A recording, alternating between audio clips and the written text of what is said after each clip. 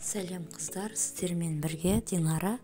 Бүгінгі жұмаларыңыз қабыл болсын. Бүгін сіздерге жеті шелпектің өзім жасап жүрген рецептімен бөлісетін боламын.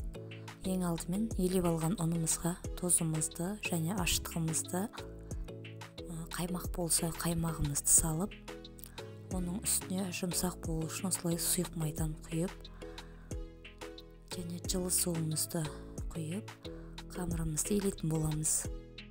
Бәрін үстіне салып иледі деп сөйге көрмеңіздер. Мен нанды осылай көбіне осылай ашытамын. Сіздер суға салып дайындап алсаңыздар да болады. Қамырымызды қатты қылмай, жұмсақ та қылмай, орташа етіп қамыр илейміз.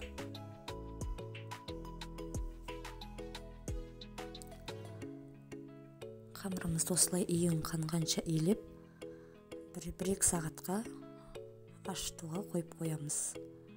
Жылы жерге орап қойсаңыздар да болады. Осылай арасында тағы бір қайтарып илеп қойыңыздар. 1-2 сағат өтті, менде қамырымыз әдемі болып көтеріліп ашыды. Енді осыны бөліктерге бөліп, шелпектерімізді дайындайтын боламыз. Жеті шелпек Құдай нан деп те айтады. Бұны біз бейсенбі жұма күндері пісіріп тарқатамыз балдарға, көршілерге. Мен 7 бөлікке бөлдім. Яғни артылғанын 2 зола етіп, бауырсақ пісіріп жібердім. Осылай шелпектерімізді домалақтап, бәрін формаға келтіріп аламыз.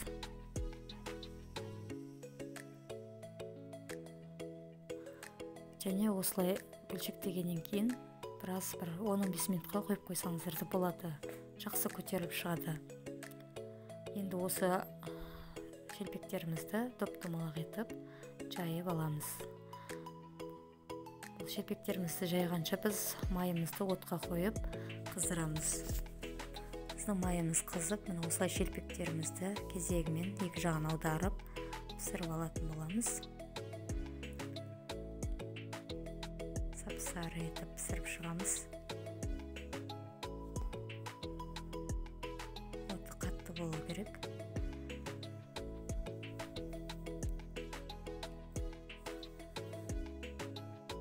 Мына осылай бәрін кезек-кезегімен пісіріп шығамыз.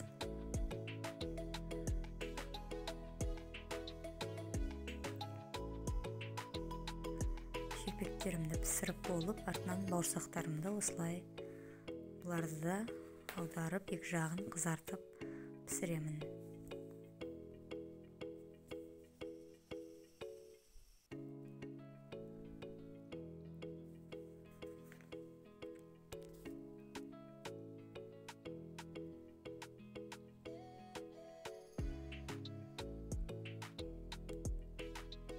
Және де алдағы уақытта менің каналымдағы жаңа рецепттерді жіберіп алмас үшін каналға тіркеліп қоюды ұмытпаңыздар.